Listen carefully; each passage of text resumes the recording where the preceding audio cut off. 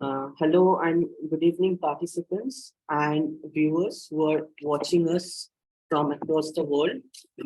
This is Somava Basu, President and founder of the Council for Global Cooperation, and I would like to warmly welcome you all to our today's session. The CGC is an international non-partisan research forum aimed at tackling global issues that shape our modern world through independent research, analysis, and open dialogue. The CGC serves as a platform for extensive research, commentary, analysis, and informed dialogue that promotes global cooperation. The major projects and pressing themes which we focus are on genocide, Holocaust and disaster studies, foreign policy, Cold War studies, and studies on Global South.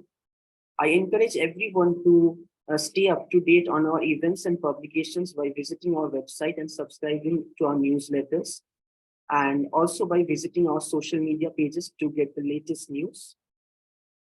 Today's session happens to be a CGC lecture titled The War in Ukraine, How Can We Understand Evil in a Postmodern World, which is going to be presented by our featured speaker, Professor Marci Shore.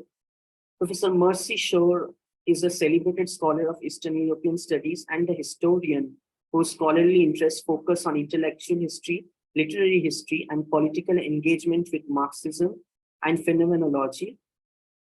Professor Shore is currently an associate professor of history at Yale University. She is a prolific author who works chiefly in French, German, Polish, Russian, Czech, Slovak, Ukrainian, and Yiddish sources. Her award-winning publications include The Ukrainian Night, An Intimate History of Revolution, The Taste of Ashes, The Afterlife of Totalitarianism in Eastern Europe, Caviar and Ashes, Warsaw Generation's Life and Death in Marxism, 1918 to 1968. He is also the translator of Michael Glowinski's Holocaust memoir, The Black Seasons. Shore has won several awards for her scholastic research, including National Jewish Book Award in Eastern European Studies, Oscar Haleski Polish East Central European History Award, and is the co-winner of Orbis Books Prize for Polish Studies. She received her MA from the University of Toronto in 1996 and her PhD from Stanford University in 2001. She was also a postdoctoral fellow at the Harriman Institute of Columbia University. Professor Shore has been an inspiration to our CGC, and I never thought that I would be having this opportunity to share this platform with her, albeit through Zoom. But yes, today we are here. And Professor Shore, it is a great privilege to have you with us here. And without further delays, I would like to present our Zoom floor to you. The Zoom floor is yours now. Thank you so much. Well, thank you so much for the invitation. I'm grateful for this opportunity to talk to you. I wish we were all sitting in the same room so I could see everybody's faces. But since I can't see your faces, I'm going to ask Somava to monitor the questions. And if it seems like I should step back and explain something, or the audience is lost, or that's already obvious, Somava will hopefully tell me because I can't see your faces. And then I'm happy to adjust and talk about whatever is going to be useful for this particular audience. I like to think I'm here. I'm particularly grateful to be talking to people who are now coming from all different continents. I think, and perhaps this plays into, my lifelong identity as eternally wandering Jew / rootless cosmopolitan. But I've always kind of liked being in this border crossing role.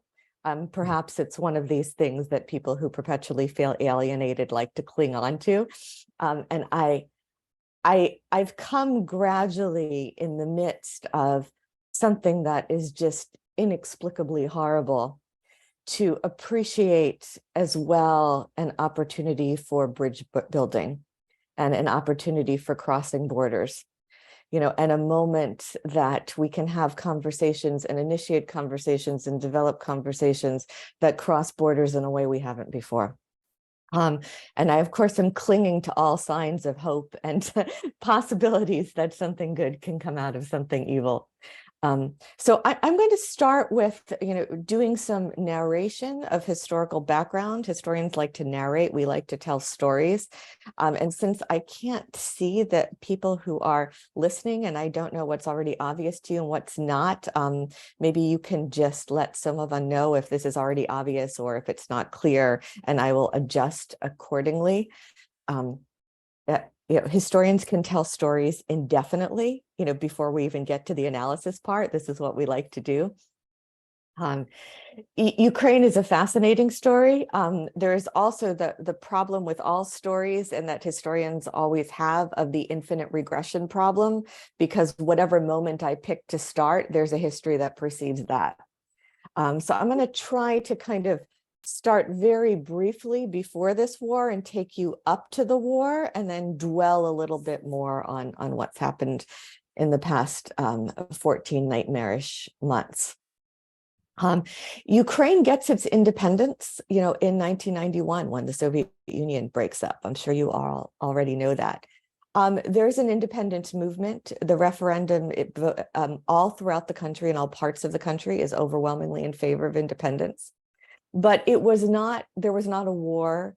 It was not something people really fought for in that sense. They kind of got their independence by default as a result of the breakup of the Soviet Empire. And I'll say something that you all already know, I'm sure, but I think it kind of bears repeating. I say this as a historian of the 20th century and of totalitarianism.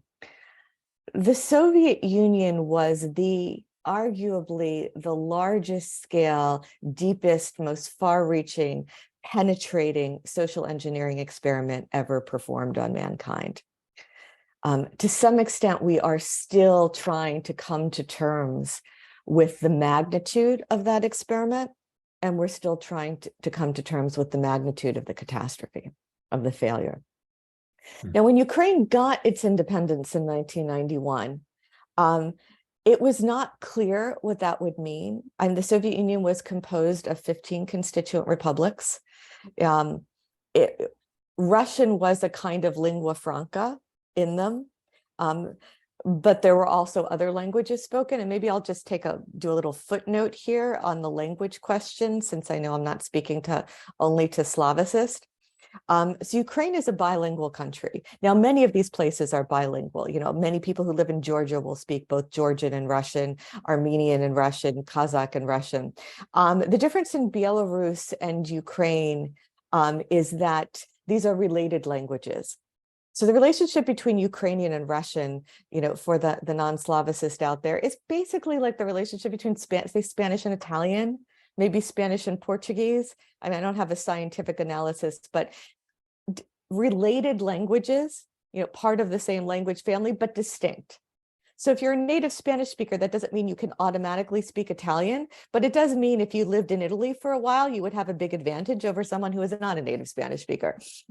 So when I say Ukraine is a bilingual country, it's a deeply bilingual country in which, many people are perfectly bilingual, and can equally switch back and forth. And then there are many people who one is more active, one is more passive, one is the language they may have written or studied in, another one is a language they may have used on the street.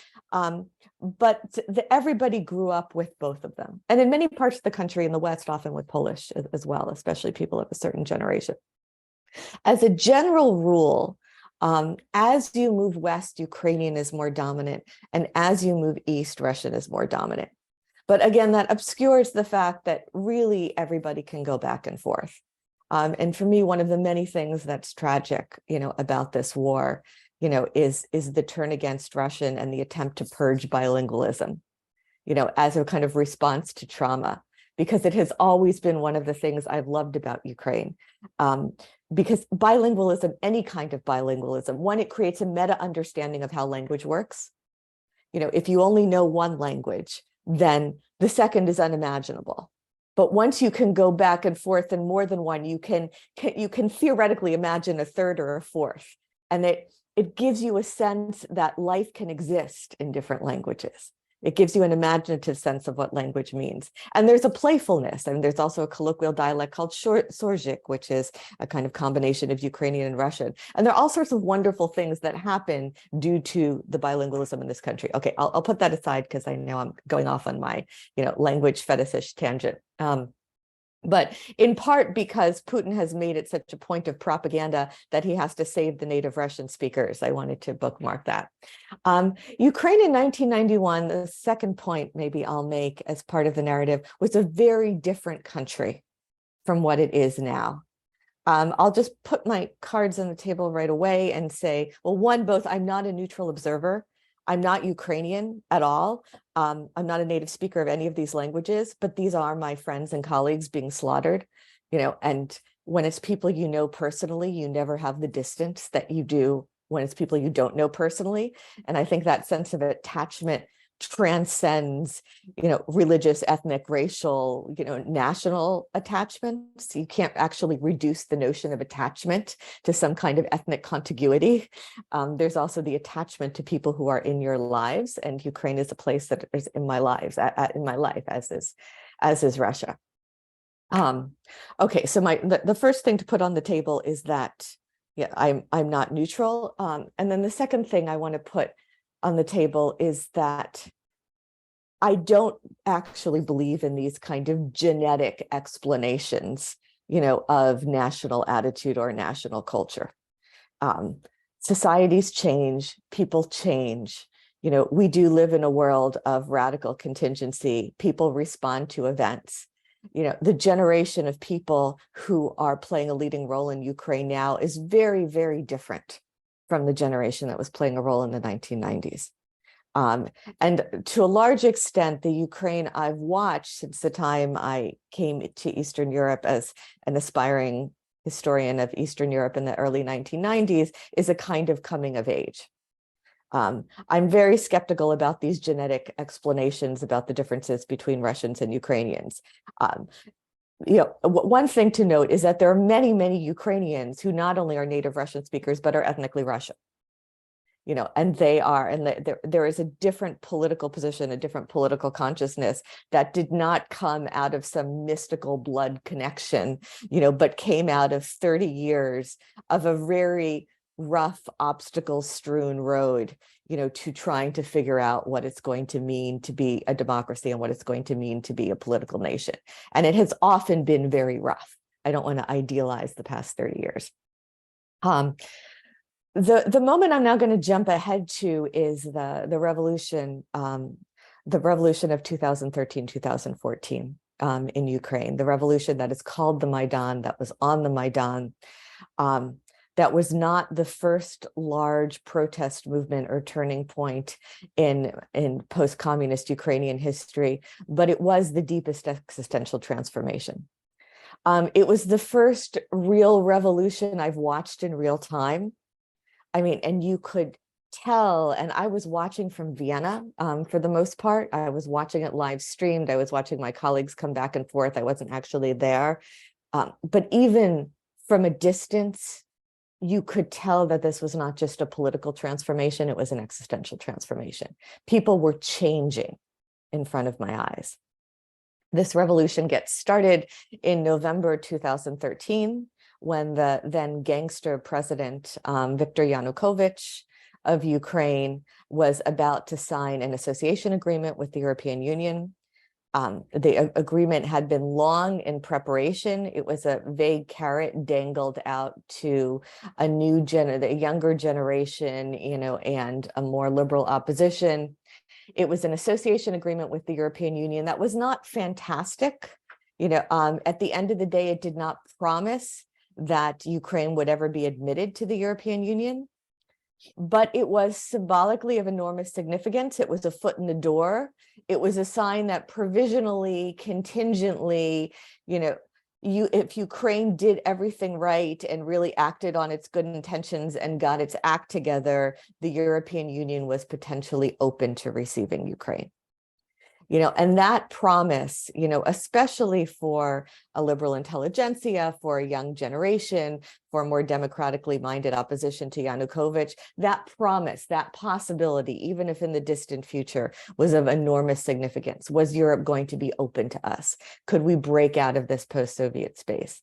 The agreement was all prepared. The signing ceremony was set up. The pens were on the table. It was supposed to be signed in Vilnius. And then at the very last minute, a week before the ceremony, November 21st, 2013, Yanukovych suddenly said, I'm not going to sign. And at that point, there was devastation. Again, not everywhere. Not everyone terribly cared about this EU agreement. The people who really cared, of course, were like the people I tended to know, were all the students and all the graduate students, and all the intellectuals and anybody who had any kind of connection abroad, who wanted the borders to be open, the students who wanted to learn languages, who wanted to go on Erasmus exchanges, who wanted to be able to leave the country without spending lots of money and lots of time waiting in lines and humiliating themselves, pleading for visas. And suddenly the doors to the world closed to them. Even so, nothing might have happened. There are other moments where people are outraged, disappointed, crushed. They express it, things go on. Nothing might have happened had it not been for a then 32-year-old Afghan-Ukrainian journalist. I like to say history is often made by these cosmopolitan types. Ukrainian journalist originally from Afghanistan named Mustafa Nayyem, who posts on Facebook, in Russian, by the way, a little note on November 21st that says, hey guys, let's get serious. If you're really upset, come out to the Maidan. The Maidan is the big square in the center of Kiev. Come out to the Maidan by midnight tonight. And then he wrote, likes do not count in Russian. It was one of those rare serendipitous moments when the Russian translates perfectly into English. It's literally likes do not count. And as a historian, that caught me, because I thought, wow, likes do not count. That's a sentence that would have made no sense before Facebook. It would have been meaningless. And now it's going to become a revolutionary slogan for the 21st century. Likes do not count. You've got to show up in person. And people show up. People show up that same night. They show up to this big square in the center of Kiev, the vast majority of whom are young people and students and student age people, teenagers, high school students, college students, young IT workers,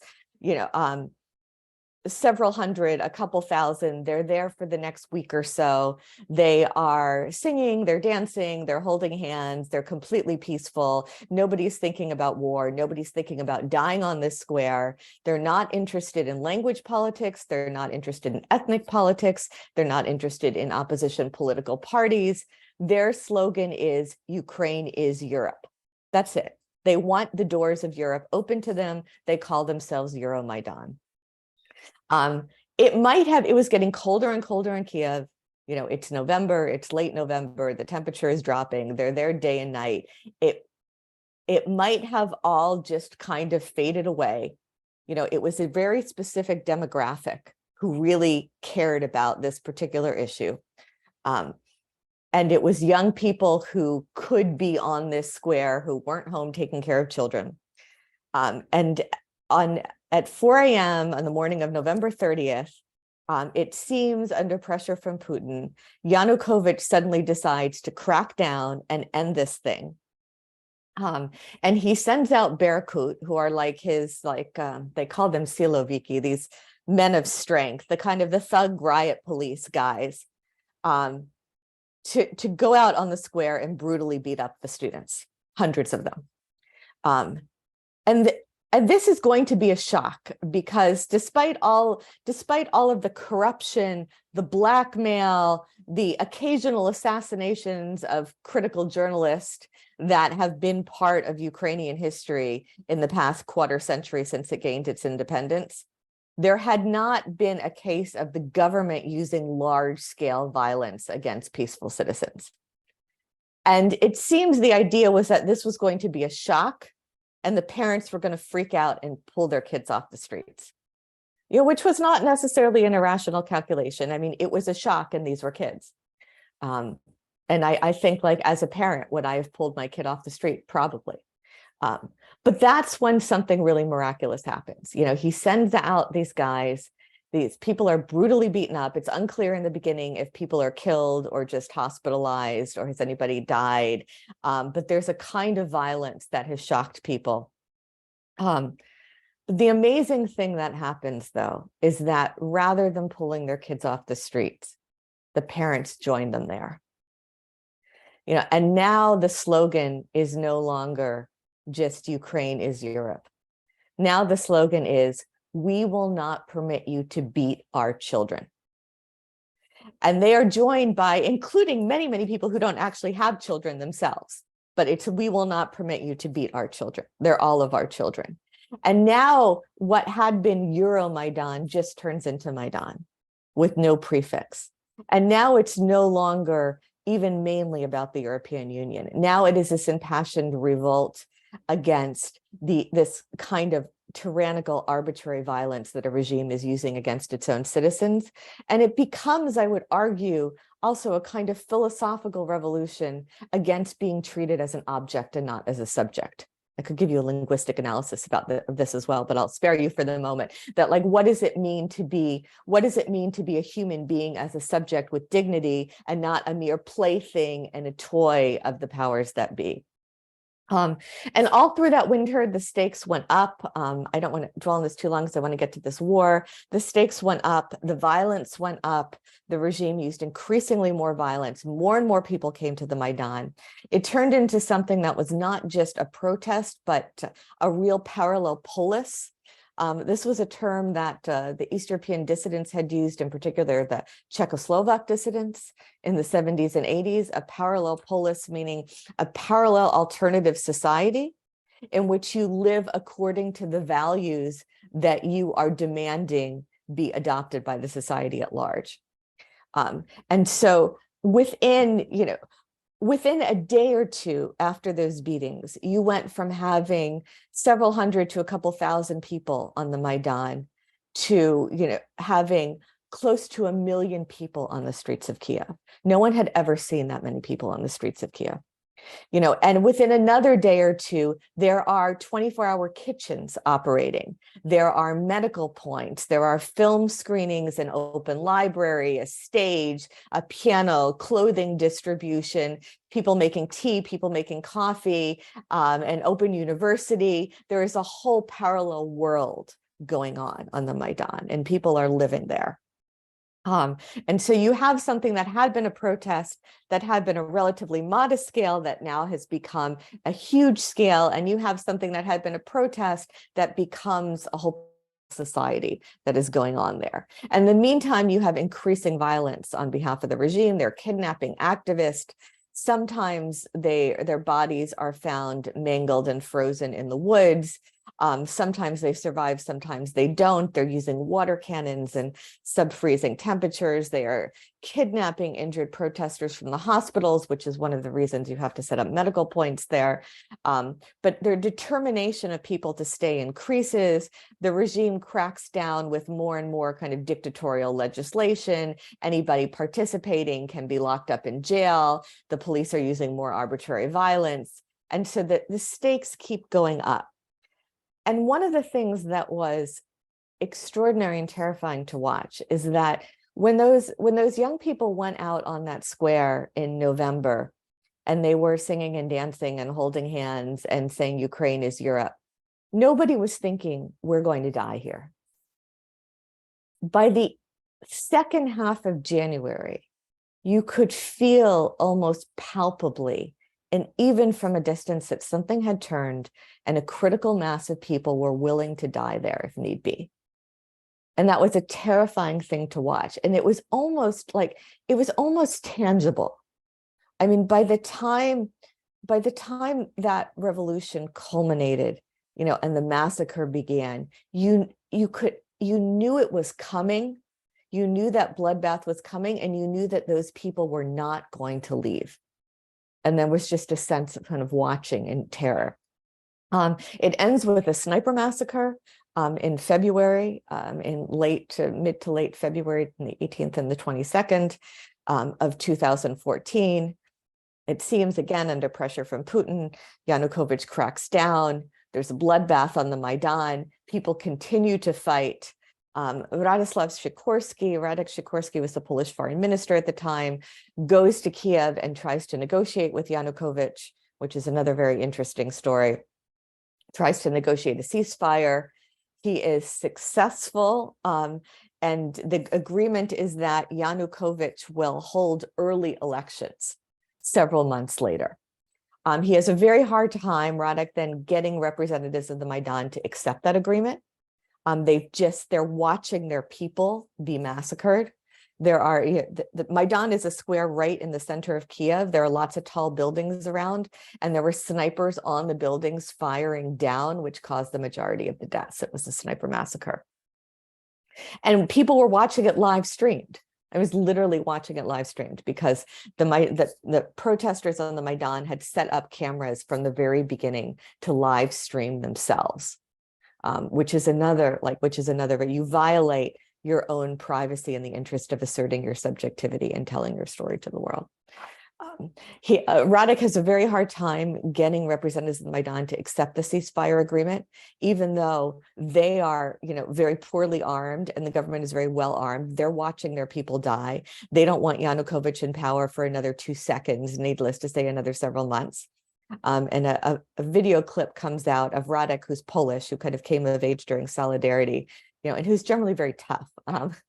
And he's like, listen, I was in Poland, in 1981, when we underestimated the strength of the regime, and we got martial law, and 10,000 of us were detained. He's like, you take this now, later you push for more. Otherwise, you're going to get the army, you're going to get martial law, you will all be dead. This is kind of Radek's style of talking in general. And it works, the representatives accept the agreement, but there's a feeling that there's rage, as people are on the square and they are carrying caskets, they're carrying body bags of their people who have just been murdered. There's a mood that people don't want Yanukovych around, for another split second, that the rage against him is such that how is society actually going to reconcile themselves? And Yanukovych, who is clearly not a very impressive figure in many ways, flees, first to the east, to Kharkiv, and then across the border to Russia. At that point, his slick PR agent, who specializes in PR for gangsters with presidential ambitions, is out of a job. His name was Paul Manafort. Yanukovych flees to Russia. Paul Manafort is out of a job. We all know what he does next.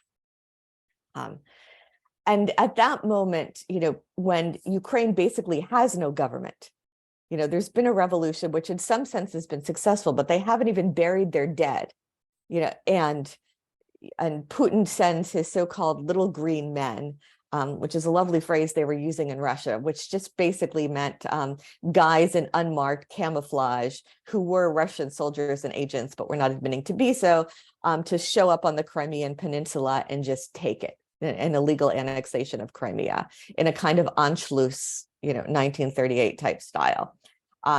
Takes Crimea before anyone even has a chance to open their eyes, or they're still trying to bury their dead. While the president has fled, they haven't held new elections. Nobody really understands exactly what's going on or who's in charge.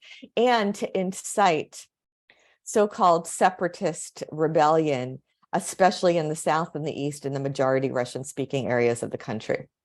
And that was facilitated by the Internet Research Agency, created by Yevgeny Prigozhin, who is a terrifying character in many ways, and is somebody that David and I can talk about in connection with the problem of evil. He has a troll factory in Petersburg, and they disseminate this story that the revolution on the Maidan was a CIA-sponsored conspiracy, and that Ukrainian Nazis, far right-wing radical nationalists, are coming east now to murder all the Russian speakers, all the native Russian speakers. And that he then so-called Russian tourists are sent across the border to instigate these uprisings. Some people are paid, some people are cajoled. It's very kind of ambiguous. which group is who or what or why they're acting, but there are attempts in the big cities of the east, in Dnipropetrovsk, which has now been renamed just Dnipro, in Kharkiv, in Odessa, in Donetsk, in Luhansk, to instigate these separatist rebellions, to terrify the population into thinking that they are all about to be murdered by CIA-sponsored Ukrainian Nazis, and therefore they should cast their vote with the Russian-supported separatists who are talking about a so-called Novorossiya, a new Russia. And it's a little bit unclear. Does that mean an independent state? Does that mean territory that would be annexed to Russia? Does that mean these little separatist enclaves, fiefdom? These local gangsters are storming public buildings and declaring themselves mayors. Nobody really knows what's going on. In the end, the war takes off or takes hold, or they get enough support only in the region of the Donbas, a small post-Soviet, post-industrial mining region in the far east of the country, which then has been languishing, in this grotesque war for absolutely no real reason since 2014.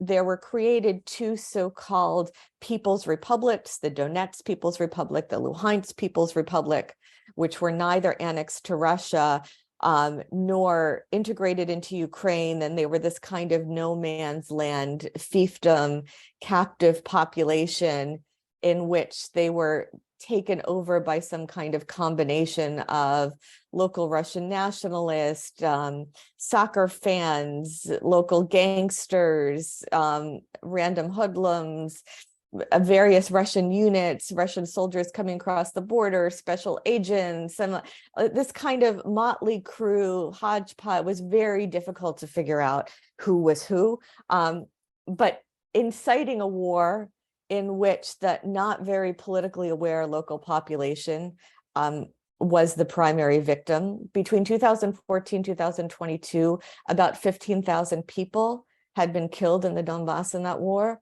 And between 1.5 million and 2 million residents of the Donbas fled, most of them internally into other parts of Ukraine.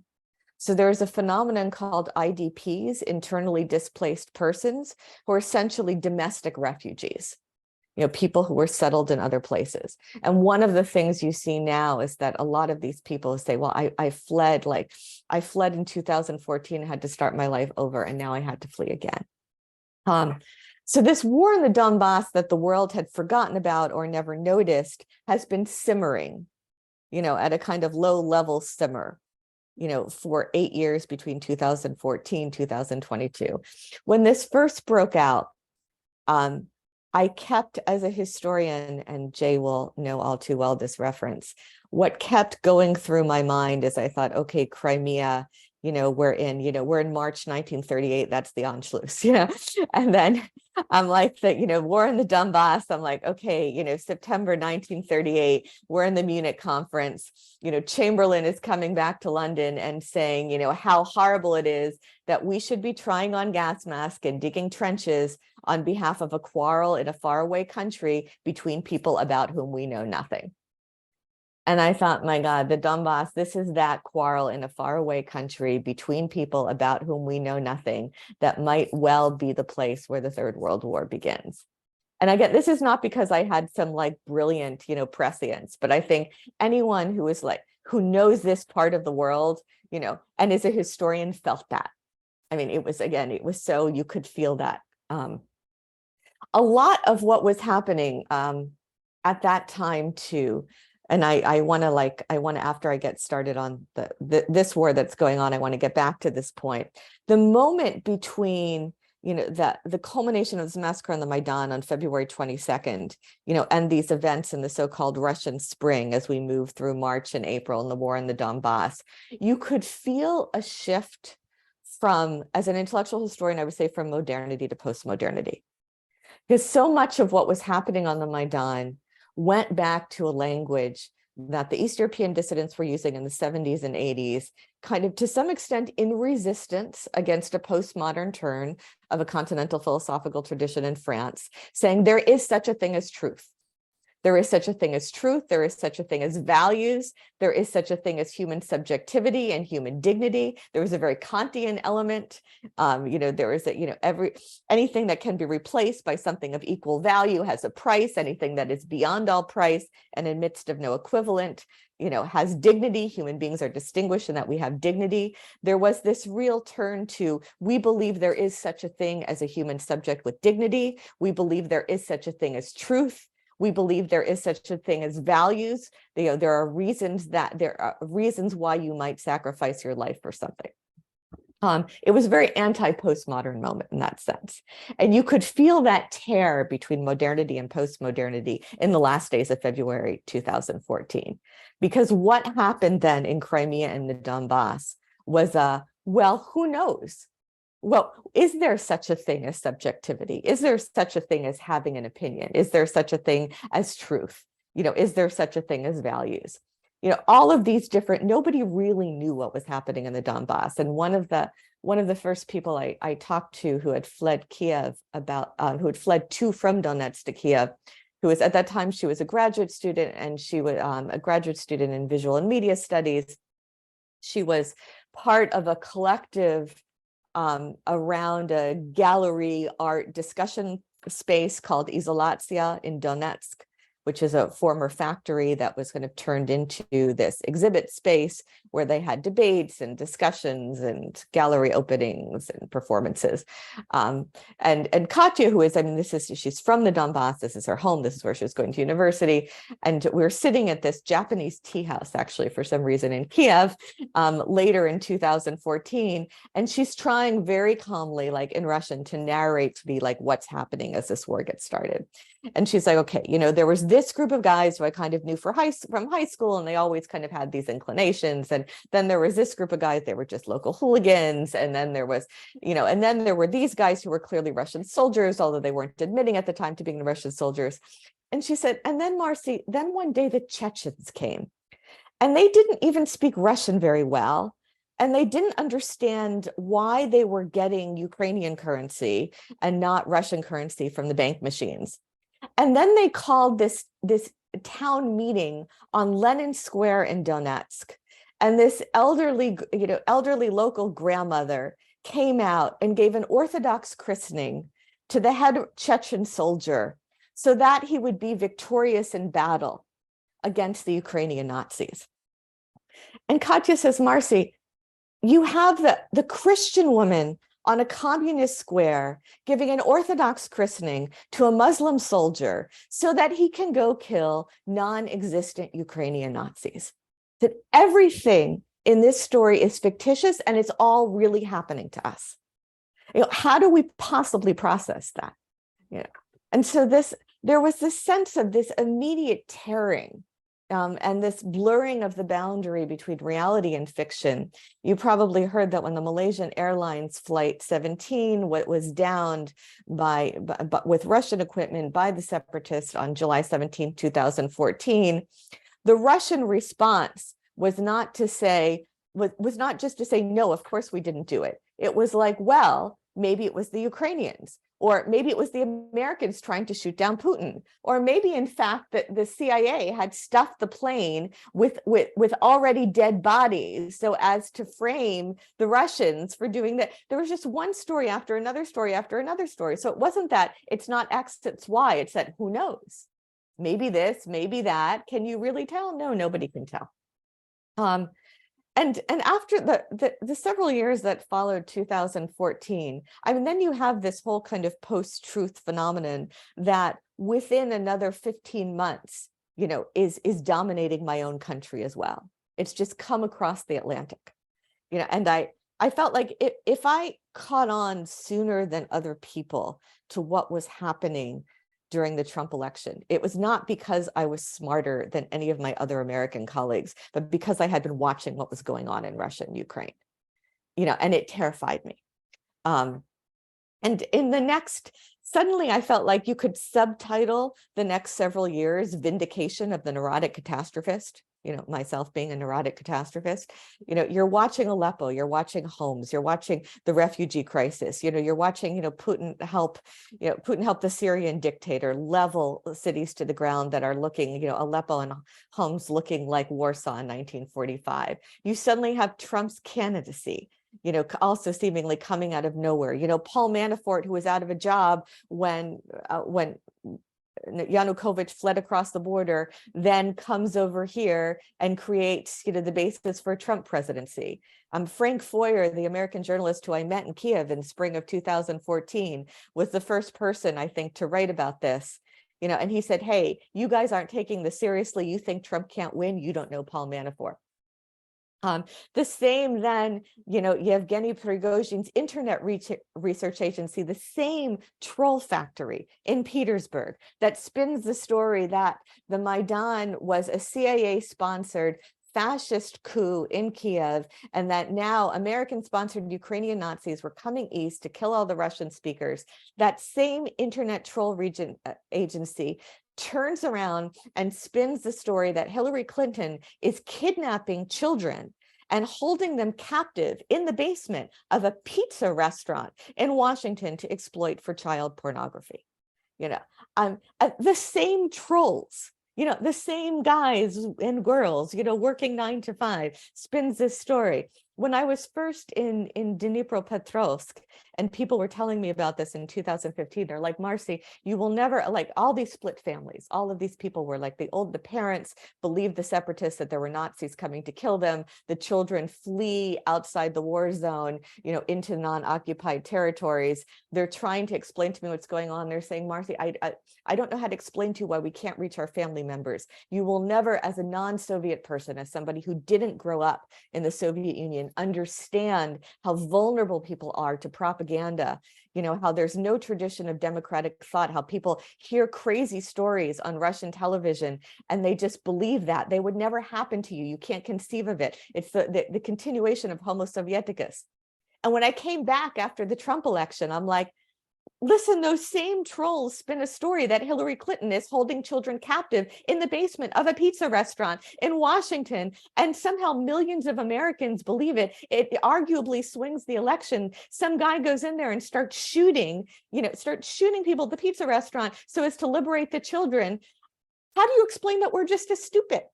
I mean, you can't blame that on Homo Sovieticus, but it turns out we are just as vulnerable. So I feel like you just then get this like nightmarish series of suddenly Trump wins the election. McKinnon is playing Hillary Clinton singing Leonard Cohen's Hallelujah in this iconic scene on Saturday Night Live that I think for the next century will symbolize an American tragedy. You've got the Ku Klux Klan undergoing a revival, marching in Charlottesville, beating up students at UVA. You've got children wrenched away from their parents and thrown in cages on the Mexican border. Then you have a plague, and then you've got little green men showing up in Portland, Oregon to beat up Black Lives Matter protesters. It's just like one nightmare after another. Then I was watching Belarus, in August 2020, and I thought they had it. They had a critical mass of people. They had a critical mass of people on the streets. I was sure that Lukashenko was done. Putin comes in and reinforces violence, just sheer violence. They torture people, they beat them up, they murder them, they throw them in prison. Then you've got the attempted fascist coup in America. You've got January 6th, it just keeps going. And I felt like we were just in this kind of incessant nightmare. And that was the moment, I have to say, when I started really turning to thinking about evil, which I'll maybe talk about after I know I'm talking too long. Let me talk about this invasion first, but let me just say something I wanted to mention as a prelude. So in summer of 2021, Lukashenko, who has now crushed a popular revolution with sheer violence, not even pretending to have popular support. It's just the cat is out of the bag. Everybody knows that he is ruling with just sheer violence.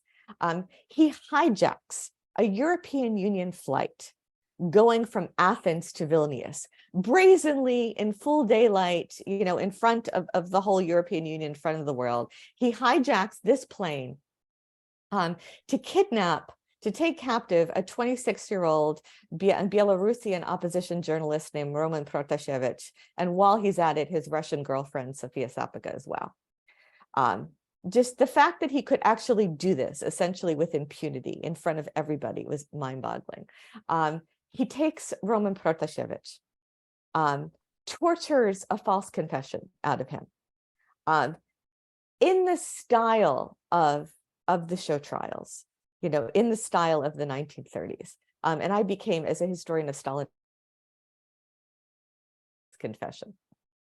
So you have a revival, but in postmodern form, of the Stalinist genre of performative confession extracted through torture.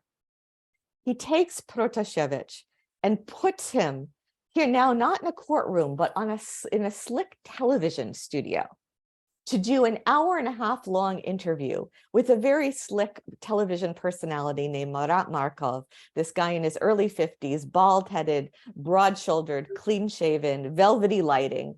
And this guy who is the host of the show called Nichevo Lichnovo, which is nothing personal. That title means nothing personal. He's doing this 1.5 hour long interview in this glamorous studio with this 26-year-old who has just been battered into making a false confession. And he's kind of leaning towards him with this avuncular solicitousness and a kind of malicious delight. And one of the questions he says is, he says, and what is now your attitude towards the true current president of Belarus? And Protasevich says, I did criticize Alexander Grigorievich a lot. It had seemed to me there were reasons then to criticize him. But the more I got involved, not in journalism, not in politics, the more I felt like running away. And the more I began to understand that many things people were criticizing Alexander Grigorievich for were really just a pressure ploy. And that there were many moments when he acted, pardon the expression, like a man with balls of steel. And I'm watching this. I'm like, with steel balls. I'm like, come on. I mean, this is just like a caricature of insecurity about masculinity. I mean, you could also do a whole analysis of kind of insecurity about masculinity, as becoming a basis for evil. But I'm looking at Marat Markov. I'm looking at this, listening to this language Protasevich is using. If you kind of bracket, the insecurity about masculinity and homophobia issues, a lot of the language could be taken like right out of Bukharin's confession, from the 1930s. But I thought the difference is that, Vyshinsky, who's listening to the confessions of the old Bolsheviks in the show trials, he and the other people, they were believers. The performances of the 1930s were intended to be believed. And to some extent, the people making the confessions believed them themselves. The difference now was that we were in this postmodern world, and that Marat Markov, he knew exactly what he was doing. And he was doing it with this twinkle in his eye, this kind of malicious delight. And part of the malicious delight was the pleasure at pulling the curtain on his own performance. We all know, and we're all supposed to know, the conditions under which this was extracted. But the fun is in some sense in the game and in showing the people that it's a game, but we're all playing the game anyway. And I was looking at him and I was watching, and I thought, my God, this is what evil looks like. Here we are in the 21st century. This is what evil looks like. Okay, let me say a little about this invasion, and then I want to talk to David and our colleagues about evil. That was July 2021. And then comes 2022. Obviously, everybody knew that Russians were building up troops on the border. That was not a secret. We were all watching it. I was working on a piece for the Wall Street Journal in the 10 days or so before the invasion. And the editors kept asking, is Putin going to invade? Is Putin going to invade? And I kept saying, I don't know. I mean, I don't have any privileged epistemological access to what is going on in that man's mind. And this is such a vertical system that the decision is all in the mind of one man. That doesn't mean that he's the only one responsible for it, but that does mean he's the one making the decision. I think whatever Putin decided to do was going to be what was going to happen. And I didn't know. But what we did know was that it was a possibility. because these troops were building up. And then the editor said, but you're sure if he invades that the Ukrainians will fight because they don't have a chance. And I said, yes, I'm sure. And people, the editors, the journalists said, how do you know? I said, I just know. I know, and everybody who knows that country knows. I'm sure they will fight. Again, not just me. I didn't have any privileged information. Anyone who knows Ukraine knows that they would fight. And even so, even watching it build up moment to moment, that night when the invasion started was, I think, one of 3 moments in my life where something catastrophic had happened on a world historical scale that completely paralyzed me. The first was being in New York on September 11th. The second was the night Trump won the election. And the third was February 22nd. And I was just watching, I was watching the news, I was watching it stream in this state of paralysis, thinking, no, it can't really be happening. No. Everyone was saying then that, that the Ukrainians don't have more than 3 days. They have no chance, that they have to surrender. And as a historian, this is, one of the things you watch, for are these moments of contingency. I don't think there are any Messiah figures in the world. There are no perfect people, but there are moments. There are moments when people rise to the occasion. And the moment when Russia invaded Ukraine and their assassination squads out on the street to assassinate Ukrainian President Volodymyr Zelensky, and the Americans offered to evacuate him, and he says no, and he goes out on the streets of Kiev, at night with 4 guys from his team and takes a selfie video, and says, we are here. I, the president, am here. And this became a famous line, Ja, President tut. I, the president, am here. We are not leaving. We will defend our country. Everything turned on that. If he had fled, we would be living in a different world. And it was a moment where that decision, that one man's one decision really changed the course of history. As for whether Ukrainians would fight, or wouldn't some people, and isn't Kiev a Russian-speaking city? And wouldn't some people go along with it? I mean, the thing I found myself telling my friends, is that I don't have any special information. Contemporary politics has not been that's not my field of expertise. I work on intellectual history. I usually write about poets and philosophers. I'm not a political scientist. Anyone who has ever spent 2 hours in Kiev in the past 8 years knew perfectly well that nobody in Kiev was going to accept the Russian army there. Regardless of what language they spoke, what their ethnic background was, I found myself saying to my friends, like, listen, if you had stopped over on a flight in Kiev, not knowing Russian, not knowing Ukrainian, if you had gone out to dinner and to a concert and gotten back on the airplane, you would know enough about that city to know that nobody was going to accept having the Russian army there. And that the fact that Putin thought he could take it in 3 days, that you could just send in, this parade of tanks, and guys with their dress uniforms, and that you were going to be having a parade and celebrating in Kiev, that was one of the many things that made me think Putin has become unhinged. He is no longer the master chess player. We're now in some kind of irrational Shakespearean drama. Aging man facing own mortality has decided to blow up the world because he is not living in the real world. The idea that you could have even bought off enough people in Kiev to be a third column was just, no one who's been to Kiev since the Maidan would have believed that. And then you have these extraordinary historical analogies, because you've got Zelensky is, as for, those of you who haven't been following this, Zelensky is not come from politics. He is a, Russian-speaking Jew from Eastern Ukraine who was a comic actor, who was the star of a very popular serial, about a 30-something history teacher who inadvertently in post-Maidan Ukraine gets himself elected president, who is earnest and smart, but a little bit clumsy and clueless, who wanders into Ukrainian politics and is dumbfounded by the layer upon layer of corruption. It's like peeling an onion. You peel off one layer, there's another layer there. You can't find anyone to work with who's not possibly in the pay of some oligarch. He kind of bubbles around. He hires his old friends from high school because those are the only people he can trust, and is sure they're not in the pay of any oligarch, although they have no political experience. And so he's playing this character, inadvertently become president, who is earnest and smart, but doesn't come from politics.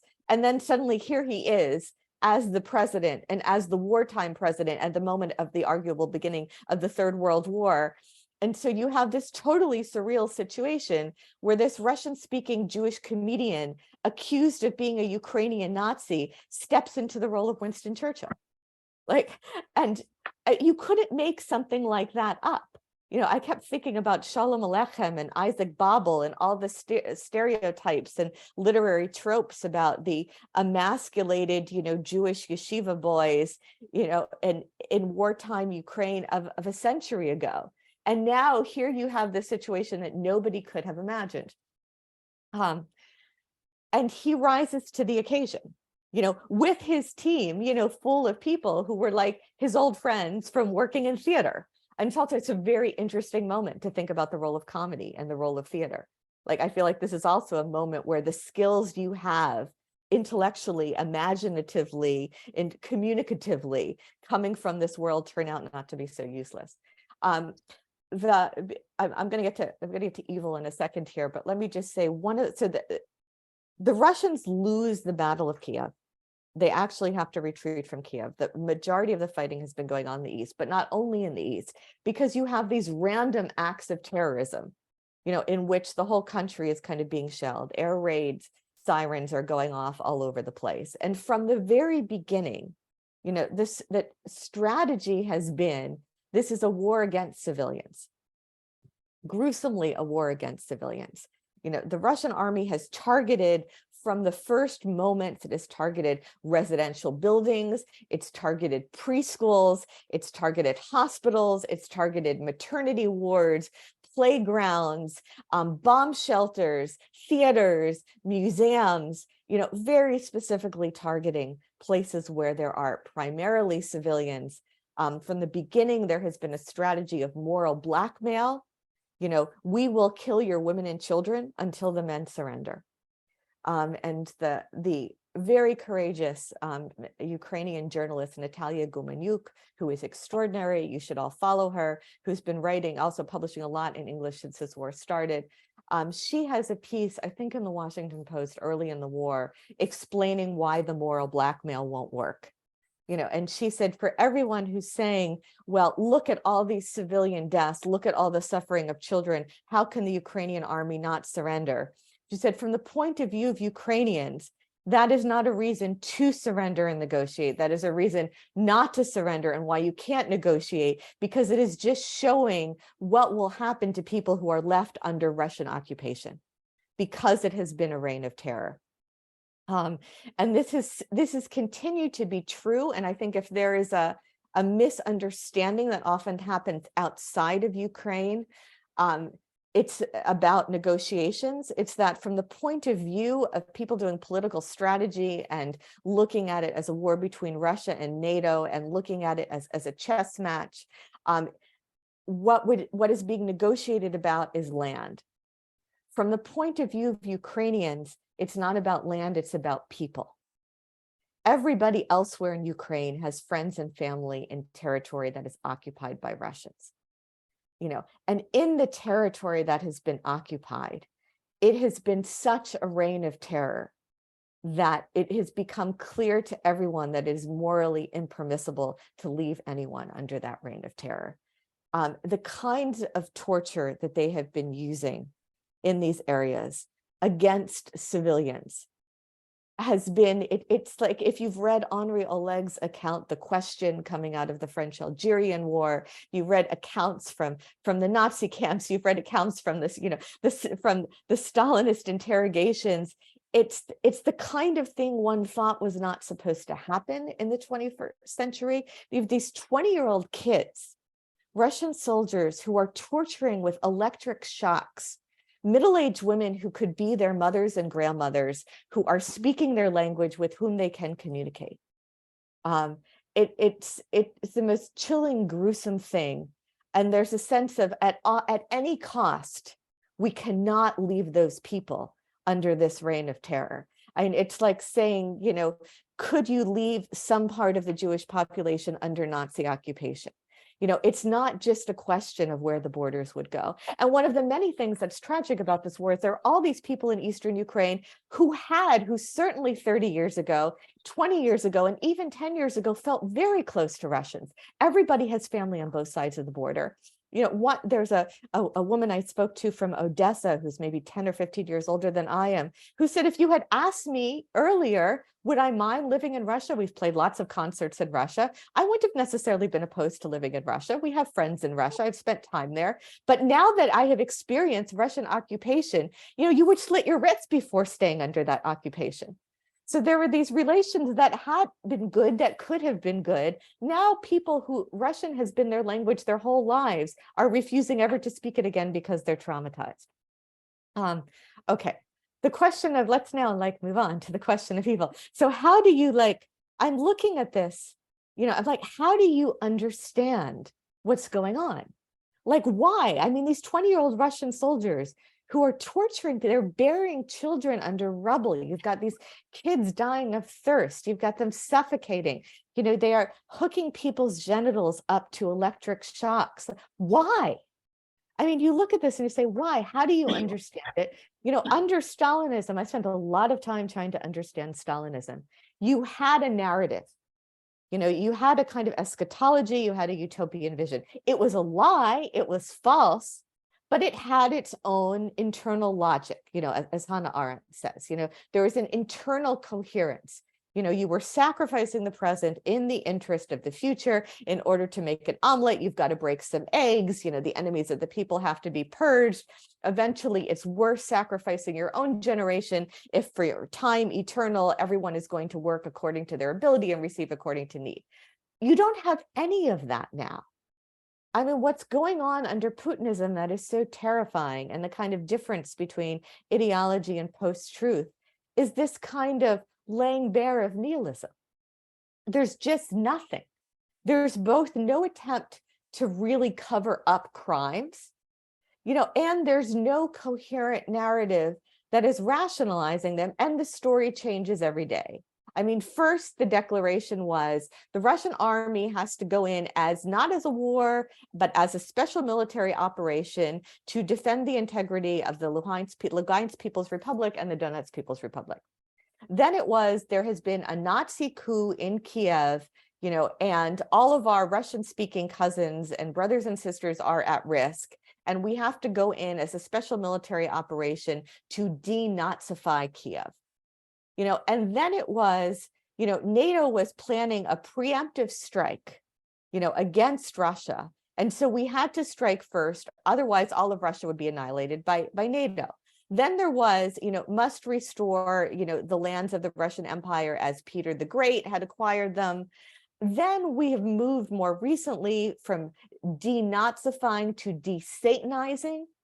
I mean, literally on Russian state television, there are now so-called geopolitical experts who are debating whether or not Zelensky is the actual Antichrist or whether he is a mere demon in the service of the Antichrist, and how can the satanic cabal that is ruling Kiev be dismantled?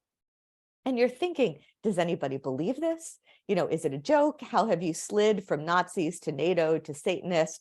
You kind of slide back and forth. There's no attempt at any coherence. Nobody worries about consistency.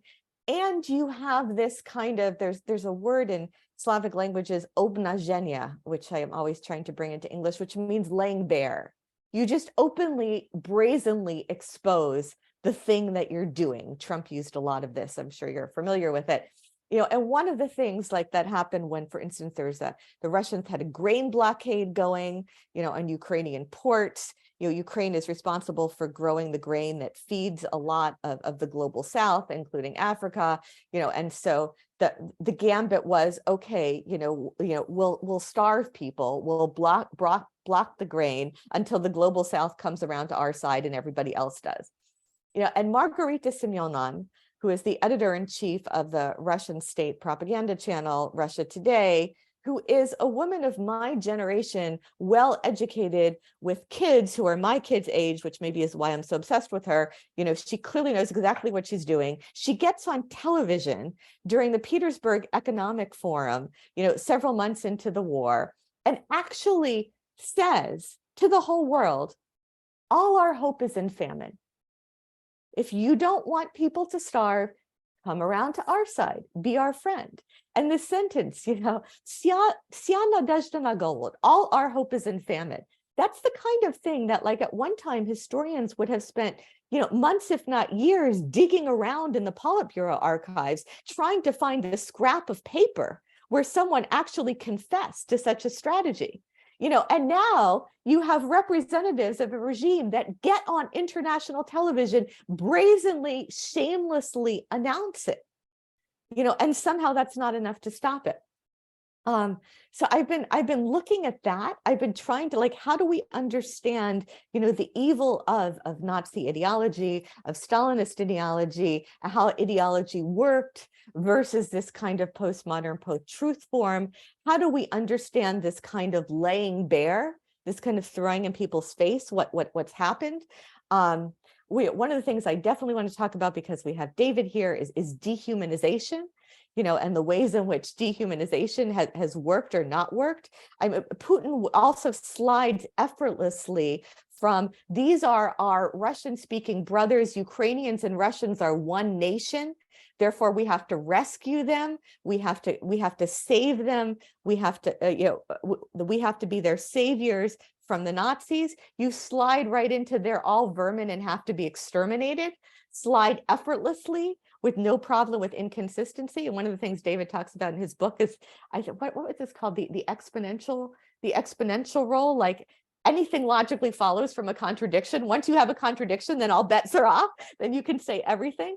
One of the things I think is kind of brilliant that Zelensky has done, that I hope at someday books will be written about, is his use of humor and ironic distance to break the mimesis. Instead of saying, no, you're vermin, we're going to exterminate you, he's like, oh, look, here's Patron. He is our mind-sniffing dog who moonlights as a comfort dog for injured children. And he does yoga every night to chill out and has his own Twitter account. Namaste, everybody.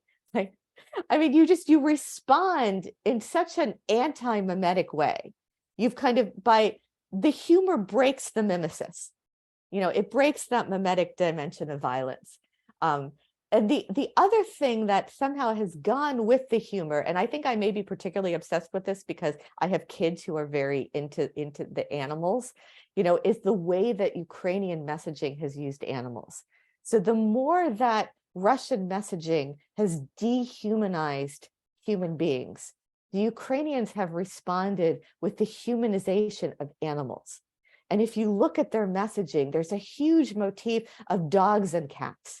The Ukrainian soldiers are adopting the dogs and cats that were abandoned by Russian units, that were orphaned when their owners were killed or had to flee. There's all these pictures of the comfort cat that is in the trenches, or the dog who is mind sniffing, who now has his own Twitter account and his own cartoon series of, the soldier rescue, the rescue operations of the zoo animals when the Kharkiv Zoo was shelled, and then there were various wildlife preserves shelled, and then the Twitter accounts of the Ukrainian soldier feeding the baby pig, and the children adopting the animals, and people risking their lives to go in and feed the zoo animals, the animals getting their Twitter accounts. And I feel like there's something about the way the messaging has used the animals in humanization that is something I wanted to talk to David about, because I don't have a theory about this. I've just been observing it. How that has kind of run counter to a kind of, laying bare of nihilism, like the evil that's being done. These Russian soldiers that are being sent in are doing it for nothing.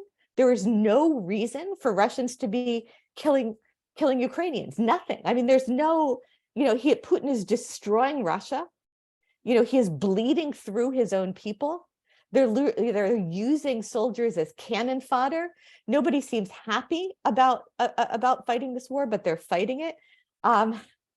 I think maybe this is the last thing I'll say, because I want David to be able to jump in. I've been thinking about the banality of evil, about the failure of subjectivity. There's a lot of talk about this is an anti-colonial war that's being fought. The imperialist paradigm takes us somewhere, but I don't think it takes us all the way into the problem of evil, which I think transcends or kind of goes beyond where imperialism can get us. There are people who are saying that, this is, the Russians have always been trying to destroy Ukrainian culture because Ukrainian culture is too different. But again, coming back to some things that David talks about in his book, you could argue also that it's not that it's too different, that it's too similar. Why was the Maidan so threatening to Putin?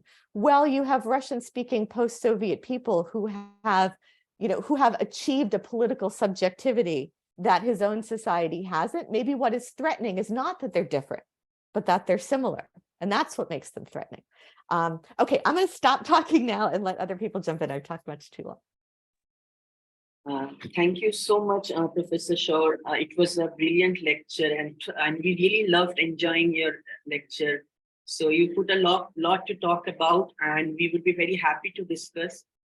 Before I introduce our panelists and the discussants, I would like to remind our participants that you can participate in this interactive session by putting your questions and comments in the chat box, and we would definitely take them up.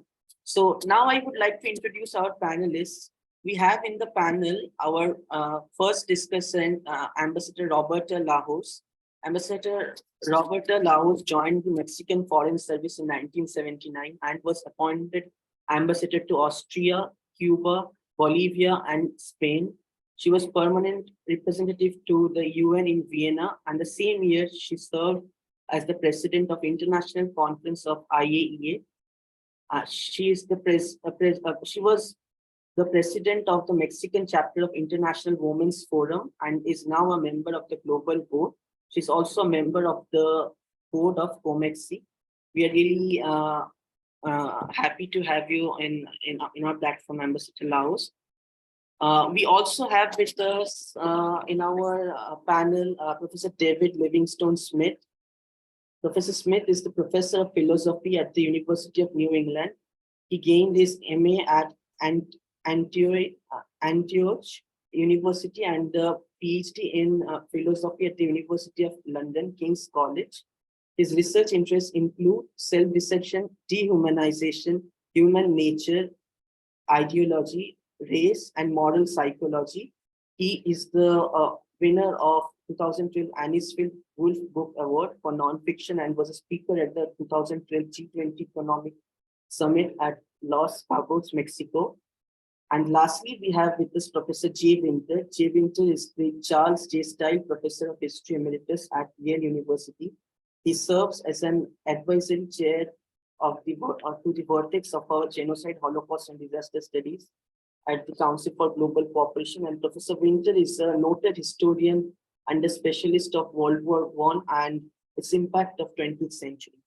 So before I begin with the discussion, I would like to say this phase of the session would be like a general discussion between the panelists and speakers, and I would be also joining in the discussion. So I would like to go with Ambassador Lajous. Yes, Roberta, ma'am, please. Thank you very much for inviting me, and thank you very much to Professor Shore for her very impressive and comprehensive presentation. I just wish that we had access to her more often and more widely in, I would say Mexico, of course, my country, but in all of Latin America. I think that in our region of the world, there is not a clear understanding that this is not a distant, small war going on in Europe, that this is a case of invasion by one country who is none other than a member of the UN Security Council. And this is the breaking up of the rules of international behavior, of international law that have been established since the end of World War II. And in a way, it shows that there is a breakdown on the international system and on the rules-based system that we thought we had created and that gave us security.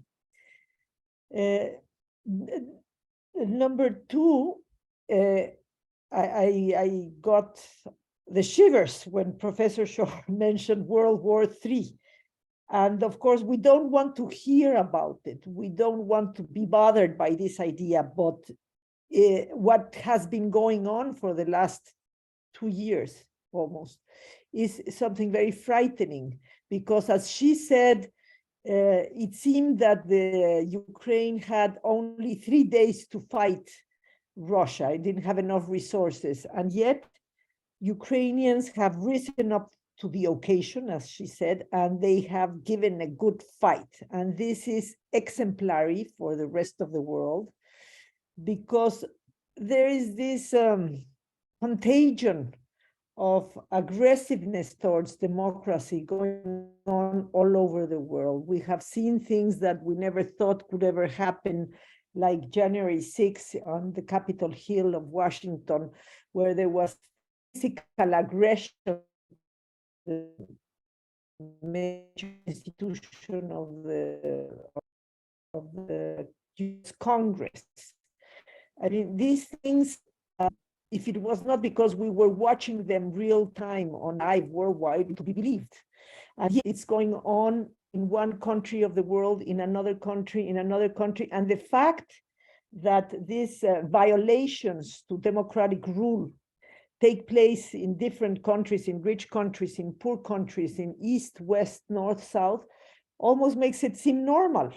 And we cannot normalize this sort of behavior. We really have to stand up to it, and standing up to it helps deter the occasion that further advances against democratic rule become true.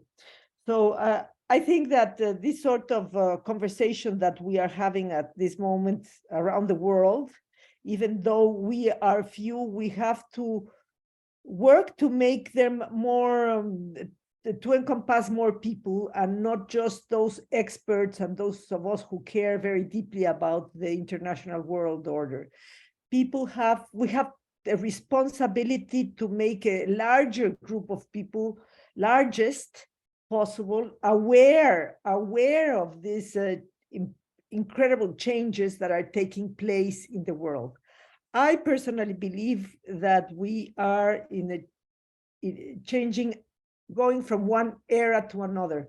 We are going from this era that started after the end of the Cold War, of a very rapid globalization, to a new era, of regionalization, or I don't know how to call it yet. We don't know how to call it yet, but it's very dangerous. It's very dangerous to see how this division of the world is taking place as we speak.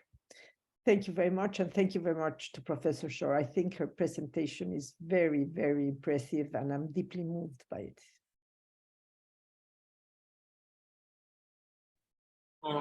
Professor Shore, would you like to add something?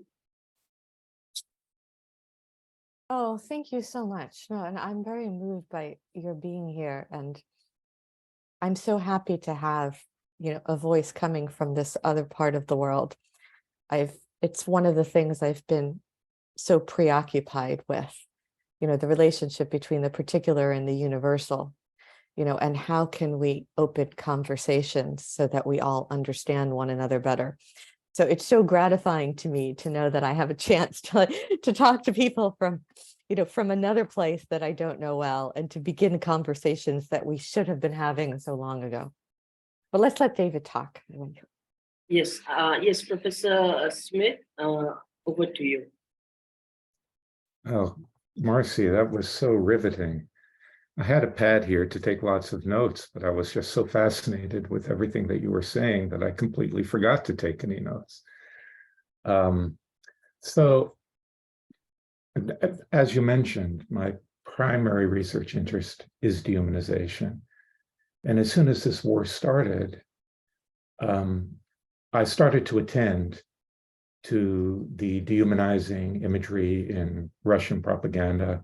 In that respect, being basically a monolingual person, I relied very heavily on Julia Davis's explanations and translations of what was going on in RT. And I found that it followed a well-trodden path. So looking at the early propaganda, indeed, even preceding this war, there were numerous derogatory representations of Ukrainians as subhuman animals, and indeed internal opponents of the Putin regime as subhuman animals. And this gradually, but rapidly, and I was most surprised by the rapidity of this, morphed into the more toxic kind of dehumanization, which I've spent a lot of time studying, which is regarding the other as demonic and monstrous, and quite relevantly in light of the issue of evil, as embodiments of evil. Maybe we see this again and again. I've done a lot of work on medieval anti-Semitism. You have the same sort of transition from the racialized subhuman Jew to the demonic Jew in league with the forces of evil. And we also find this in American history with the attitudes towards African-American, particularly African-American men, the transition from how they were represented under slavery to how they were represented post the failure of Reconstruction. Let's get this process of demonization. And that's so dangerous, because if you're dealing with demons and you're dealing with monsters, there's no treatment that is too bad for them, right? You don't have compassion for a demon. Demons are evil, and what you're to do with evil is to destroy it. So this has gone hand in hand, as far as I can see, Russian propaganda, with the increasingly genocidal tenor of that propaganda. Now, gee, I wish I could talk about this with you for hours, Marci. There's one thing I want to comment on, which you found rather perplexing, and that is the incoherency of the representations of what's going on in Russian propaganda. And I think we academics are sort of handicapped. We think too much about these things. Things that strike us as incoherent do not necessarily strike others as incoherent. I think there's a definite line to be drawn from the Ukrainians as being dominated by Nazis to being Nazis. That transition has to be made if one is going to support a genocidal policy, right? We're not saving them. They are the danger collectively themselves. To the CIA plot, to the Satanist idea, and so on. These are all different iterations, particularly the latter ones, of the enemy being embodiments of evil, which justifies the treatment meted out to them. Again, as I said, if you're dealing with the devil, there is no treatment that is too harsh. One of the things that's fascinated me about this, and it's part of this same sort of framework, and it's something I wrote about early on, last July, is this strange, uncanny fusion of traditional anti-Semitic tropes with the accusations of Nazism. So we got, for instance, very early on, this is pre-war, the Russian fake news of the crucified child, the Russian-speaking boy I think this was in Donbas, that was allegedly crucified by ethnic Ukrainians, which is, of course, harkens back to a standard and well-entrenched, particularly in Eastern Europe, anti-Semitic myth about Jews performing acts of human sacrifice. Also, some of the language of parasitism that was used at the beginning of this war to characterize Ukrainians also harkens back actually to Nazi tropes, Nazi representations of Jewish people. There is, I think, in the eyes of those who buy these things, a deeper logic than is apparent to academics who take a more analytical and reasoned attitude towards claims that are made. And just one more point, and then I'll shut up. I don't want to dominate the conversation at all. There is a kind of strange question, which is, how could people believe this stuff? I mean, when I see what goes on RT, it's just astonishing. But I think what's very important to realize is that the authoritarian leader who is accepted as such is in effect God. And if you are God, you are omnipotent, omniscient, and omnibenevolent. So let's just quickly go through that. If you're omnipotent, you are all powerful.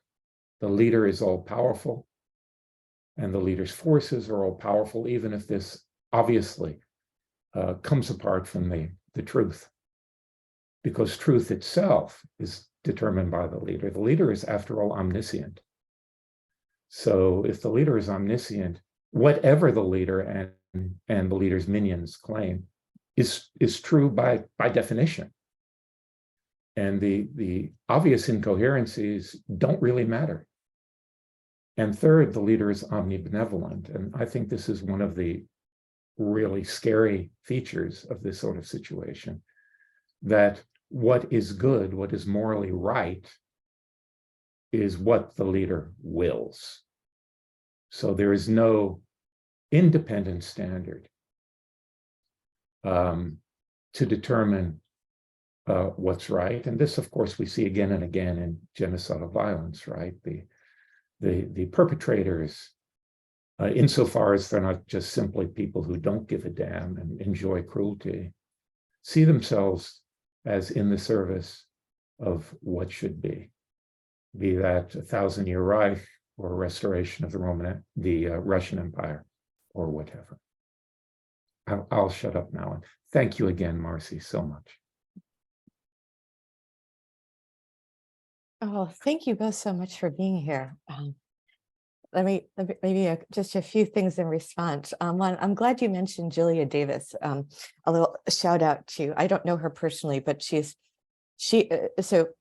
is one of the people in the field who has performed an extraordinary service by following Russian television, and subtitling clips. So Russian television aimed at Russian.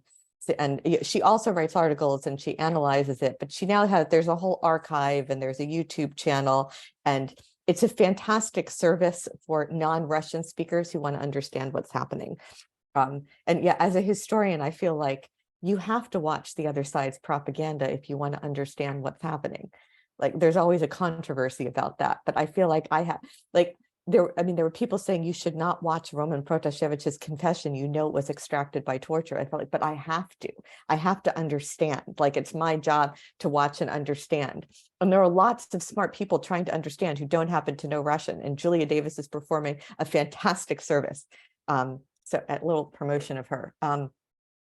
Yeah, a few things about what you said. The other source I really want to recommend. There is an extraordinary memoir that just came out in English by the young writer from Donetsk, Stanislav Aseyev, which the English title is The Torture Camp on Paradise Street. And he was a young student of philosophy and theology in Donetsk.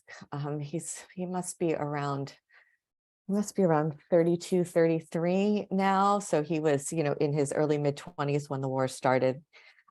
Most young intellectuals fled the Donbas when the war started. He stayed, with his mother, raised by a single mother, and was writing, a very talented young writer, and was writing weekly feuilletons, I guess you call them, kind of weekly essays, reports from the occupied territories, which he was then publishing under a pseudonym.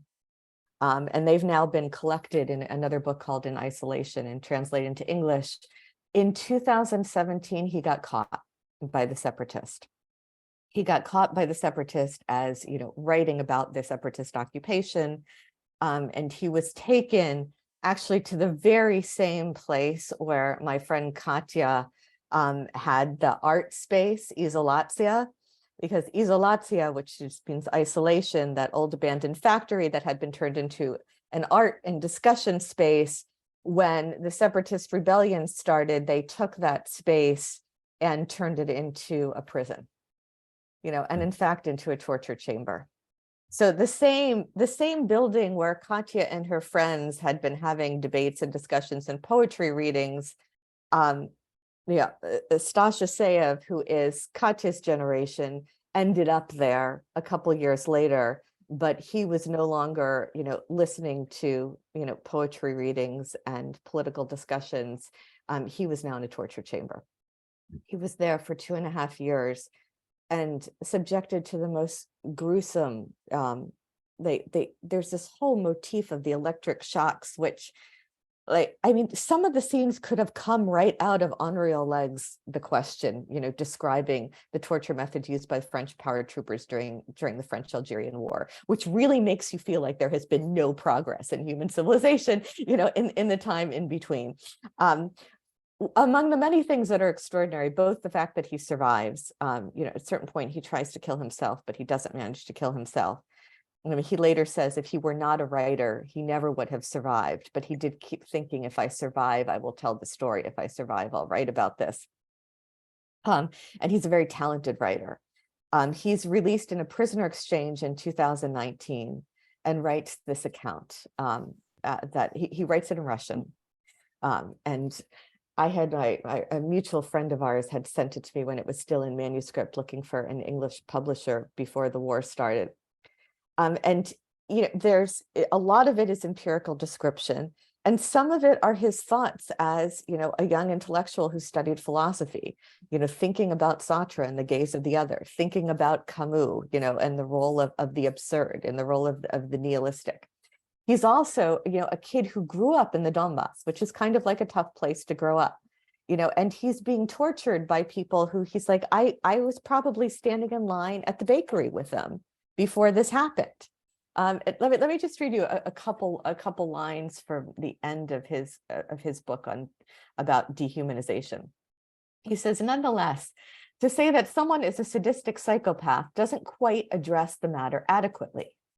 What I mean is that we aren't talking about people who are so disturbed and aggressive that they have to be kept inside a padded cell separated from society. We're talking about people who, before this war, walked the same streets as we did, stood in the same line at the bakery, or perhaps brushed shoulders with us on the bus. People who still today walk those same streets without their balaclavas on, giving no indication that they tortured someone the day before. That's why the label psychopath doesn't explain the situation. In fact, it throws into question another label, that of human being. Are these people human? Without a doubt. The obviousness of this answer is what's terrifying.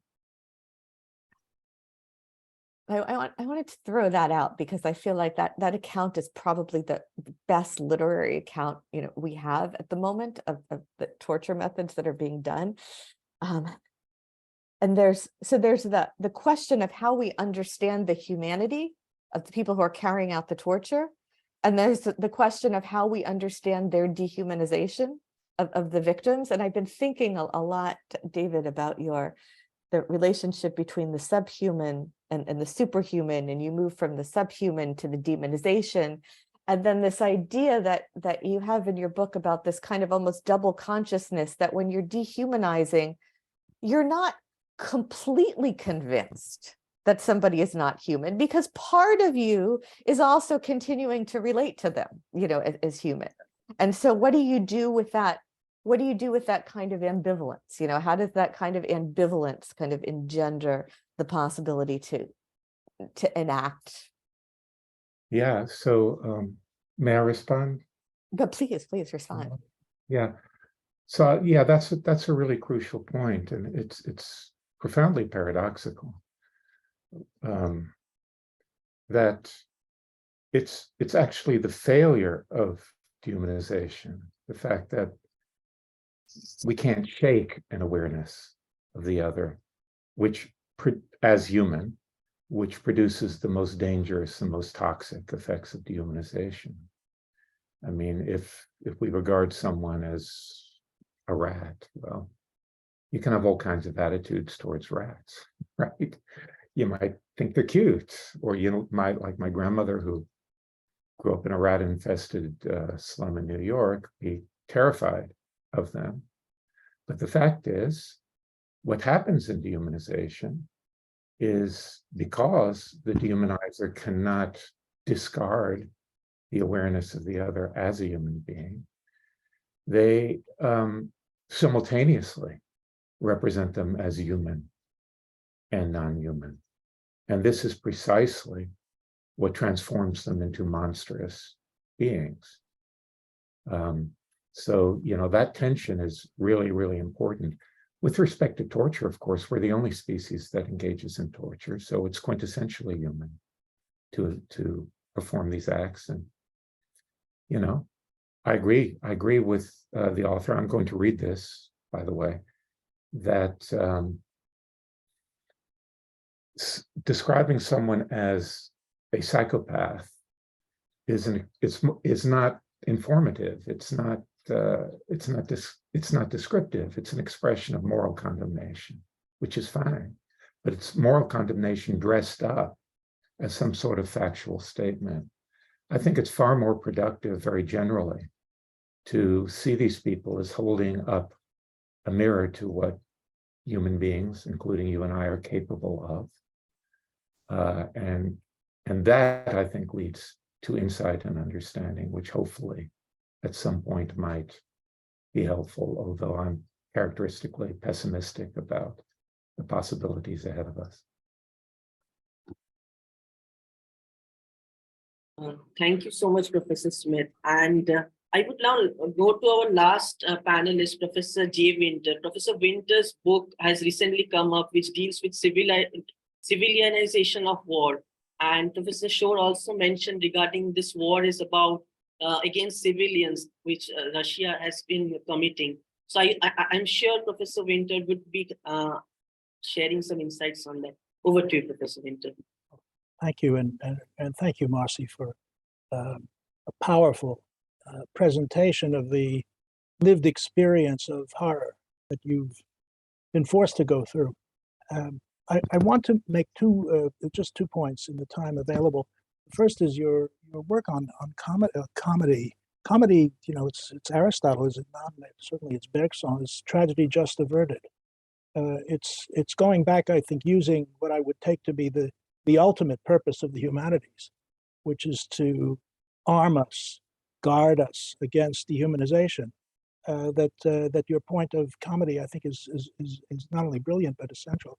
But the other point is, I think that I'd like to suggest that there is a modernist story here that has postmodernist fantasies attached to it. And the modernist story I'd like to suggest is the war in Syria and the war in Chechnya beforehand. And before that, and this is what I think Sumava was referring to, I wonder whether what's happened is a return to 1919 in Ukraine.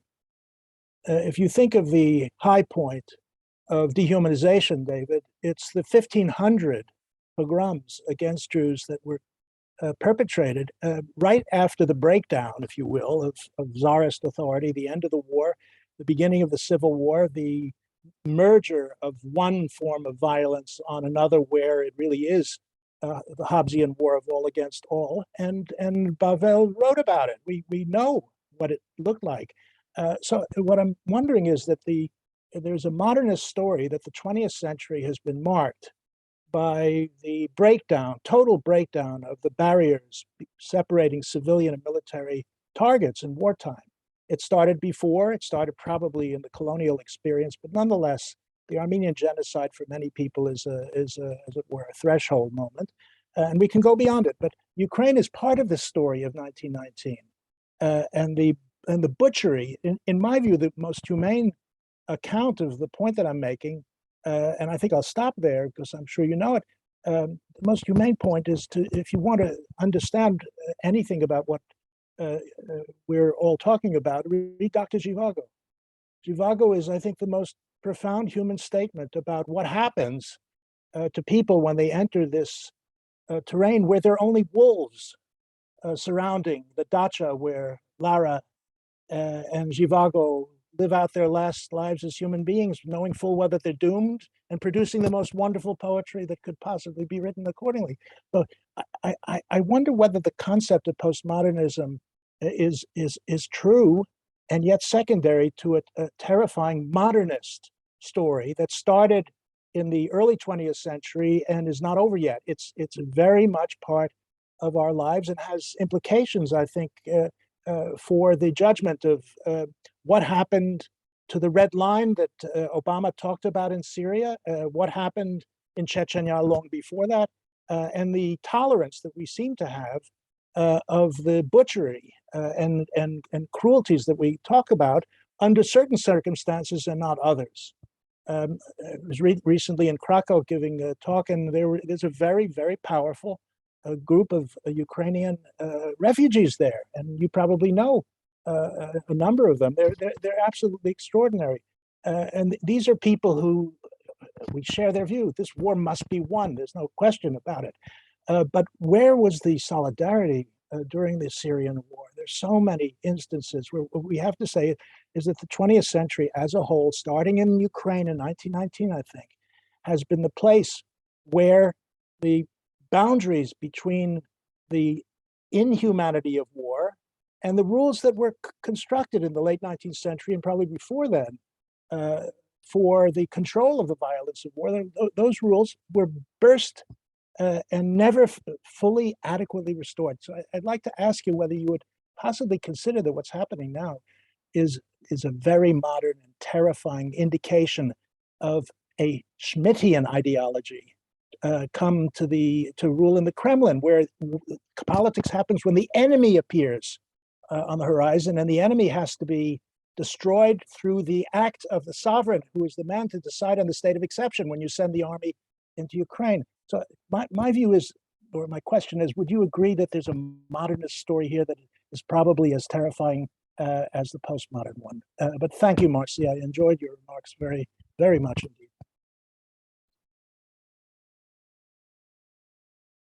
Oh, thank you so much, Jay.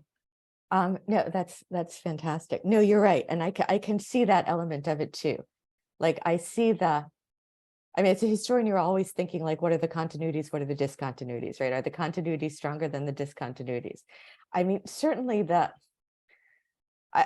continuity part of the story, does have to do with the Tsar, and you're looking at Russia and this sense of like, what has happened or what has not happened, what has failed to happen. Why is that the same attitude towards like, well, we'll let the Tsar think for us? Why is that now recycled? When you look at to the extent that we have access to this black box, of what people really think in Russia, it is not, sadistic enthusiasm for killing Ukrainians. It is that, I'm sure Putin knows best. I'm behind Putin, like whatever Putin says. And so it's definitely not an ethnic conflict, but there's a question of a crisis of subjectivity. Like, why has a certain kind of subjectivity not come into being? I mean, you can also turn this around to a colonial question. You can look at it through the master-slave dialectic. Why has subjectivity emerged on behalf of the colonized and not on behalf of the colonizer? If this is an imperialist story, then Russia is clearly playing the role of the imperialist, but you have subjectivity emerging in Ukraine, and it's glaring lack in Russia. I mean, of all the things people, and we've all, like all of us who work on this part of the world, have just been banging our heads against the wall, trying to understand what has happened or what has not happened in Russia. Like, why are we in, part of it is postmodern, but part of it seems to be pre-modern, part of it. And that the most insightful anecdote, I think, was told to me by a sociologist friend of my generation who grew up in Soviet Kiev and then studied in Petersburg in Germany, now works in Austria. And she does sociological research in Petersburg. I mean, right now she can't go back, but previously after the Maidan, she was going back. And one of the questions she was asking, as somebody who understood all too well that you have a rising neo-totalitarian regime coming up. The people who know Russia have been following what Putin's been doing and how that regime has been consolidating. And one of the questions she asked people was, how can we prevent something like Stalinism, like Stalinist terror from happening again? And when she came back to Vienna, she said, Marci, not only did people not have an answer, they didn't understand the question. Hmm. She said, for them, Stalinism was like, she used the phrase in German, Naturgewalt. It was like a violent act of nature. It was like a tsunami. I mean, you can't stop a rainstorm from coming. I mean, best case scenario, you've got an umbrella in the closet, but it's not about what you can do. Sometimes these things come and then you survive or you don't survive. And I feel like that, if there's some clue to getting inside that anthropological catastrophe that is Russia, it has to do with the form of evil that is an absence of subjectivity. And so, now I'm trying to disentangle all these forms of evil. Like one of the things that Susan Nyman says in her book about evil is that, no evil can't be compared, but it can be distinguished. We can try to look at different forms of it and how it plays itself out in different settings. So now I'm like, you go back to Arendt and you look at the banality and you look at the bureaucrats and then you look at the sadist and you look at like that. And I'm this crisis of subjectivity, this absence of subjectivity, that seems to me to be not only the big dividing line between Ukrainians and Russians. And it's the Maidan was a revolution of subjectivity. It was about, what it meant to be, a subject as opposed to an object. And why has that not happened in Russia? And that is a modernist simply question. make that it's that exactly, that's what I was saying. I think we can as historians make room for multiple pathways of explaining evil. And I think the word is absolutely right. I'm very glad you framed it in that way. But I think there's a modernist history of evil in the 20th century, which is still being played out along lines that Yitzhak Bavel would have understood perfectly. That poets, to me, speak truths that we historians only get to with great difficulty. And I believe we're still in that modernist moment. And the question is why we didn't escape from it. But that's all I wanted to do. But above all, I wanted to thank you for the really inspiring remarks. Thank you very much. Oh, thank you. Thank you so much, Professor Shore, and thank you, our association members, Professor Smith, Professor Winter, and Professor Lajous for joining us. Yes, Professor Shore. Oh, Yes. wait, sorry. Could I say, I wanted to say one more thing before I'm going to put David on the spot here, but so David, I was reading your book before this discussion, and I'm going to reiterate something that I think I told you last time we talked, which was a few years ago, and I'm now perhaps slightly going to publicly embarrass you by putting it in front of everyone. You need to create a version of that Making Monsters book for young people, if not for children. It should be a graphic novel version. You should go through these different forms of like listening to it again, like I realize I'm biased because I have kids and my kids are constantly asking these questions. Why are they doing this? Why are they doing this? But listening to it now, I'm like, yeah, that has to happen. You need a great illustrator, and these concepts, you could explain them in a way that a 12-year-old could get them. And that's what we have to give this next generation. So sorry to put you on the spot, but now, No, now you're under the public pressure of witnesses, like that we're going to wait for the. Yeah, perhaps the agent we have in common would find that an interesting proposal. Yes. Thank you, Marci. That's very, very kind of you. Professor Shore, like I would like to end this with a last question. Like I would like to know, how can the evil be resisted in this? Like what would be your opinion as an intellectual historian? Like geopolitical strategists and IR experts have been already trying to resist this evil in their own ways. But as an intellectual historian, what would be your suggestive ways you would like to suggest? Yes. Oh, this is the $1 million question. This is in Russian, they call this the "что делать" question. What is to be done? In which you're always tearing your hair out. And I ask, people, at least, including my husband, at least 10 times a day, like, what can we do? What can we do? I'm constantly trying to make my students brainstorm. We can come up with a graphic novel version of David's book. This is my, one of my, as somebody, in the world of intellectuals, like I tend to go back to, you need education. You need to reach people. People have to be able to think. There's no substitute for people to think. Here's my Arendtianism coming out. Not all evil is purely thoughtless. But certainly thoughtlessness contributes to a lot of it. And so there must be a way, like you have to have people who can think for themselves. You have to have people who don't just follow along with what other people are being said. You have to have people who can make imaginative leaps, and understand how things might feel from the other person's point of view. There is no substitute for human empathy. That's one of the reasons also, looking at comedy and looking at, Zelensky's coming from theater, looking at theater, there must be a way to shake people into thinking, that maybe, can I make an imaginative leap and think how this would feel from somebody else's position as an exercise? When Trump won the election, I felt like all of us at universities should be going out into public schools. We should be going out into public schools. We should be talking to younger people. We should be writing for publications that are not just read by the people who already agree with that. There must be some way to reach people. And then people say, well, that's utopian. You're never going to reach most. But I otherwise don't know. Then there's the part of me that is also engaged in a surreal way I mentioned earlier that I never ever thought would happen, in pleading with Americans and Germans to send lethal weapons to Ukrainians, to defeat the Russians.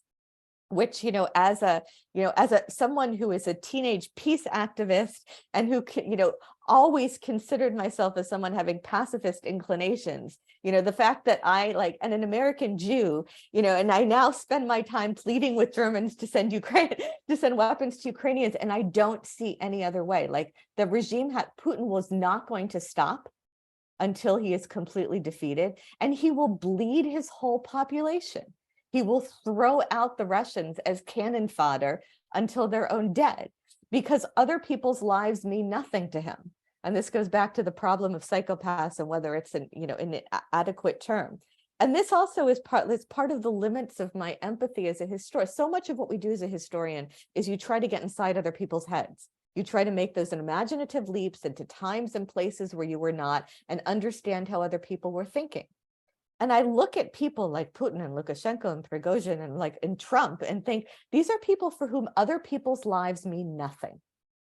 What would it be like to be in the world if other people's lives meant nothing to you? Why would you get up in the morning? How would you have a relationship with anybody? Like, what would you care about? Like, what would matter? Like, what can we do with that? I don't have an answer to that. In the short term, I think that Ukraine has to win. It has to win in a way that is decisive, and that whole regime has to fall. There needs to be a radical reset. I don't think Putin's going to come around to some rational actor model of, well, okay, we had some differences, but blah, blah, blah. And I think we have to do everything possible to reach everyone possible. and make sure that people can think. I mean, this is something that human beings, David says that, we are the only species that commits torture, therefore it's quintessentially human. There's a debate about, are we the only species who has a self-consciousness about our own consciousness, who can meta-reflect on the contents of our own consciousness? Can we use that to do good rather than evil? And I brought children into the world, so I have to hope that the answer is yes. Thank you so much, Professor Shore, for joining us. It was great having you, and to the panelists as well. So the CGC really appreciates this session, and we would be having you again someday too, as as Ambassador Lajous also mentioned, for other descriptive sessions on Ukraine, and sure, we will be in touch.